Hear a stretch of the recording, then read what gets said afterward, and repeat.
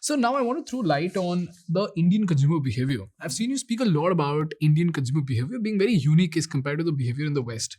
What are the most stark observations that you made about Indian consumers, which is different from the West? I think the simpler frameworks to think about is that what do we value versus the West, and what are the reasons of the way they are. For example, we value efficiency differently because we perceive time differently, right? Uh, Nobody in India has been paid an hourly salary, so we don't think an hourly salary or an hourly thing. But also, our language is not very precise. If you go and watch international content, they'll say 2 blocks right, 63 degrees to the west, this, that. They will speak this language, all of that, and not in like some only military movies. They speak that language in real life. Over here, we'll say, "Arey, thoda sa aage jaake left, thoda sa aage dikhega samne kuch to," right? We speak in imprecise language, and therefore our value of time or value of preciseness is not very high, and therefore it's not efficiency driven. Yeah. Right? And therefore you will notice that what we value basis that is different. Right? We do not value productivity as much, right, or efficiency as much.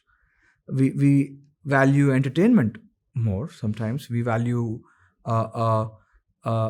things, knowing about people more than knowing about events, or knowing about phenomena, right? And therefore I was asking the question that why do you have X amount of followers versus some other content channel which will have hundreds of millions of followers, and you will see it solves for a very different need, and that has a much larger TAM versus this. Correct. Right?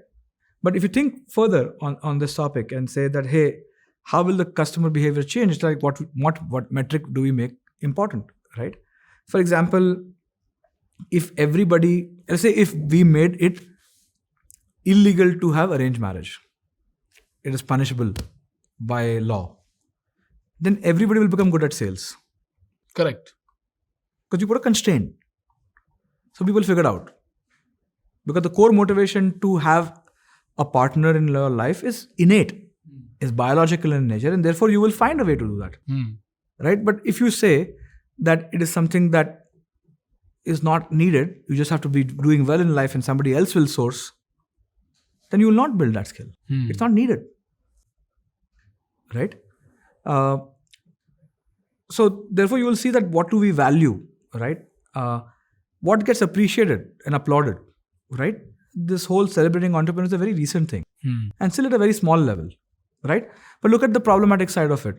We're only celebrating funded founders or funding. Yeah. But entrepreneurship existed much before any of these entrepreneurs existed. Correct. Like me. And we don't even know these people. People have built very large companies with hundreds of crores of revenue, hundreds of crores of profit.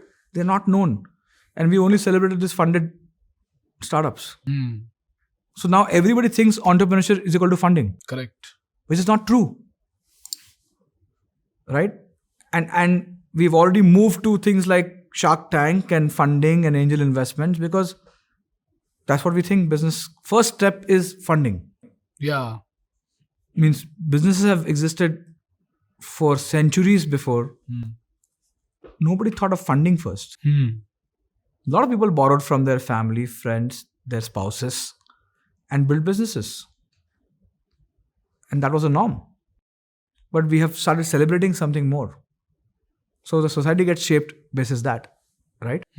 Other things are around increasing our awareness, right? As a developing nation, we will have our own thing to get aware about the world. For example, let's say if I go to a country and only find Indian food and have it over there, I'm limiting my expansion. Correct. Right? If I just watch the world like I'm entering a zoo, then I'm going to observe things and come back. Then you're unlikely to get shaped by it. What do you mean by that, sir? Think about it this way, right? Let's say you go to a country, you go see things as if you are observing things and animals in a zoo.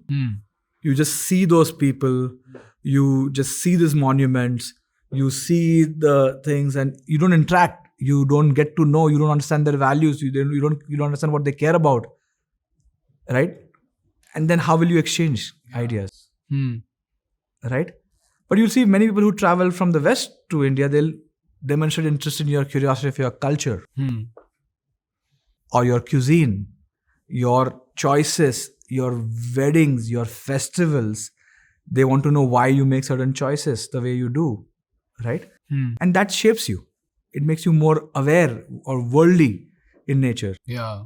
But if you are somebody who demonstrates no curiosity, I'm going to just watch this as a zoo and come back, unaffected by the travel, which most people are. They're unaffected by travel. Yeah.